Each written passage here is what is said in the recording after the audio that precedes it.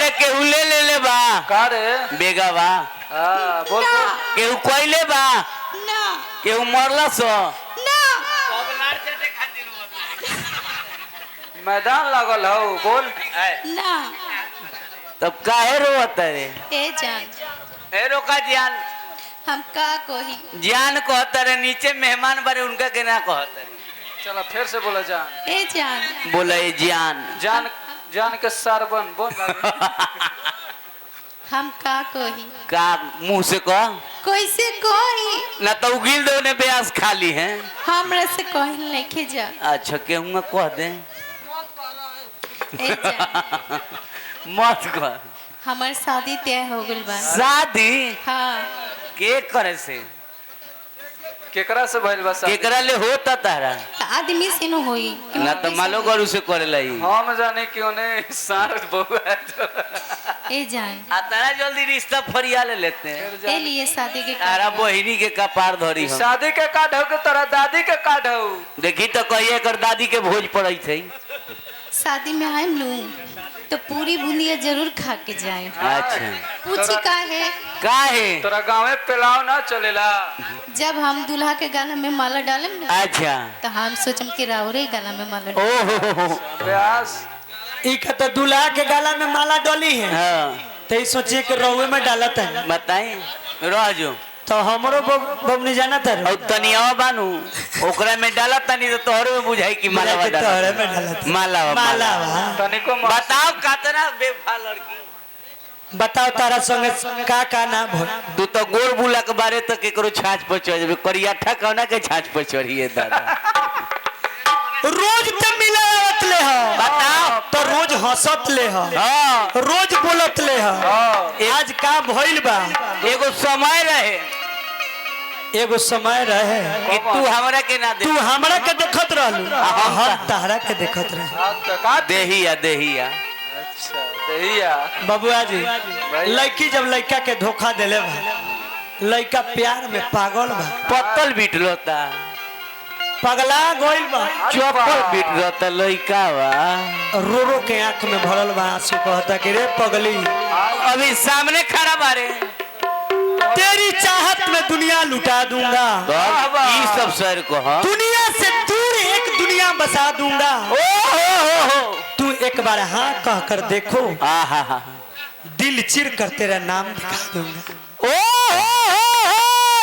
वो काम पड़ी तब रोती है उसकी यादों में जीने का भी हमारी याद ही ना पहले हंसावेलिस का बोल देलवा ब्यास समझ में नहीं बबुआ लड़का फिर पागल बा कहता कि रे वही ना समझ एक बाबूजी समझ जाए हमें तो अपनों ने लूटा लूटा गैरों में कहा दम था दम छा तेरा बाप और भाई मैं स्वर्ग से कम ना आहा लड़का बाउर ना बोल रहा हमनी के बाबू लइके ना जबानी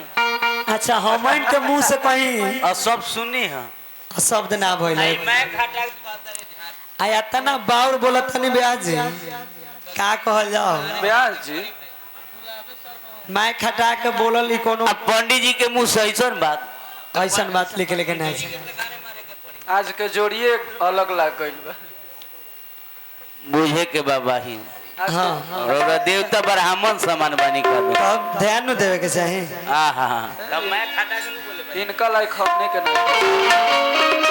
हाय हाय हाय खीसा कहते खीसा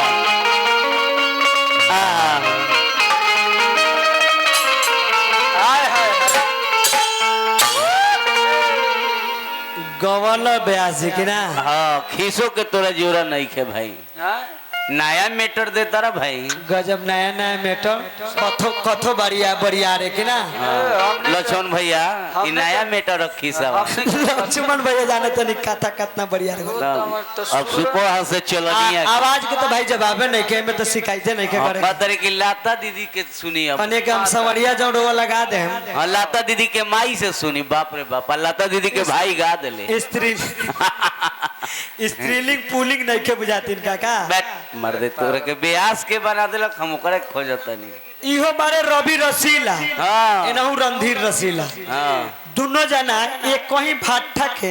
ईटा हो ईटा है बाकी हम के दोनों भाई एक कहीं भाटा के ईटा है। लेकिन फर्क अतने बा कि ई हम बनी एक नंबर ई बारे दू लमन यूज इहो के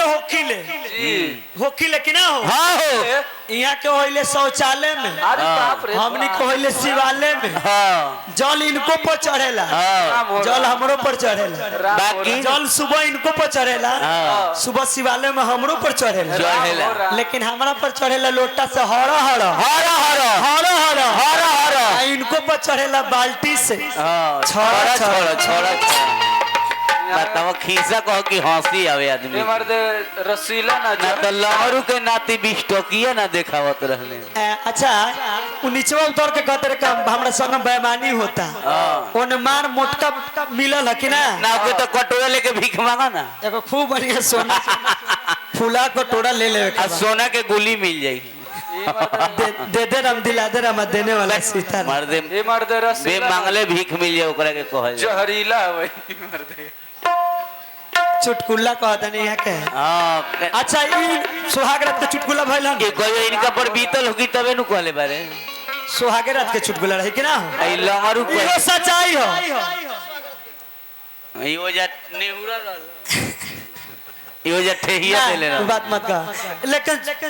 लेकिन ना ना ना रह भाई जवाब दिया जरूरी है इनकरो सुहाग रात रहे हाँ इहो पहला रात के गइले हाँ मौगी भी को पटकन आ इनका मेहरारू से जब झगड़ा हो गई मौगी भी की भौजाई न अभी शादी ब्याह भइल हो जब मेहरारू से झगड़ा हो गई बबुआ जी हाँ 3-4 दिन खुश के रूस के हाँ। अब बहरे बहरे प्रोग्राम में रह जा हाँ। इनकर जो ठेकैचा लक्ष्मण भैया बारे वो बड़ा दिलदार बारे भाई अब कहले कि ए भाई ब्यास हाँ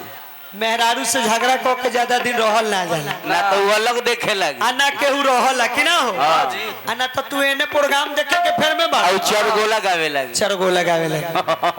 तो रूसे के नहीं खे हाँ लक्ष्मण भैया चढ़ा बढ़ा दिए ब्यास के कहले कि मेहरारू कुछो कहे तो खाली कहे के बाकी ए भाई ए भाई हम बयासी करी ले पढ़ल लिखल हई हाय एमए कइले भाई हाँ अतने कहे के बाद बेसी कहई के नहीं हाँ लक्ष्मण भैया के चढ़ावला में गइले घरे गईले मेहरारू कहतिया कि ए राजा जी काहे रानी जी भोर के समय भइल बा हाँ चली ना मुरई खा ली सतुआ मुरई आई रवा खातिर खूब बढ़िया गरम दूध करके रखले बा अच्छा पी ली एक गिलास पी ली आवाजवा खुल जाई रहा अभी कहतर के आई हम बयासी करी ले हाँ पढ़ल लिखल हई हाँ एमए कइले बानी तो मेहरारू कहले के आई दादा हैं? मेहरारू फिर जाके सुत गइले फिर जब दोपहरिया भइल फिर गइल बारे मौगी मौगी कि ना हो कहले के ए राजा जी हाँ दाल भात सब्जी बनल बा ना के तो तनका से खा ना ली ना तो चाट ली ना तो निशानी काठी से डालावा कहतर के आई आई हम बयासी करी ले हाँ पढ़ल लिखल हई हाँ हमार रवि रसीला नाम बारे हाँ एमए खोइले बानी हाँ 2 बार कहले फिर रात भई हाँ मौके कहला के राजा जी खूब बढ़िया गरम गरम फड़ाउठा बनौले दिनकोरिया अब भुजिया बाकी ना हो हाँ तनका फड़ाउठा भुजिया में मुंह लगा ली हाँ सूजी के हलवा बतनी खा ली अब तो फिर लक्ष्मण भैया के सिखावल रहे बात हाँ कहले के चिन्ह तरु कि ना खाली ये में कहले कहतरी कुछ चिन्ह तरु कि ना हाँ हम बयासी करी ले हाँ पढ़ल लिखल हई आ एमए कइले बानी हाँ मौगी कहलस एमए जब 3 बार सुनला हाँ ओकर दिमाग के में दू हो गई हाँ कहलस कि ए नाती के बेटा लड़पुता के बेटा ए नाती के बेटा बेटा तू जब एमए कइले बाड़ा हाँ तू हाँ जब एमए कइले बाड़ा हाँ त हे में तार बाबूजी कइले राम हो राम कब ऐसे कह कि हंसो आदमी चुटकुला के जवाब चुटकुला से ना तो 20 रुपया 10 रुपया दिलो लंगरू के ना सुबह का राम हो राम